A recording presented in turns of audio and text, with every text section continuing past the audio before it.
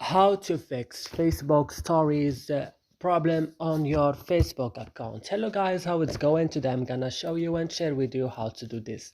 Just watch this video until the end. First, you will just open settings of your phone, of course. Then you will go directly to apps or application. Then you will find or you will search for Facebook app.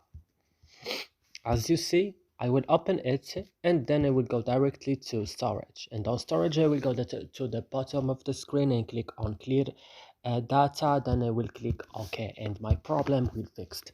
And that's it. I hope this video is useful for you. Do not forget to like, also subscribe in our channel. See you in another video.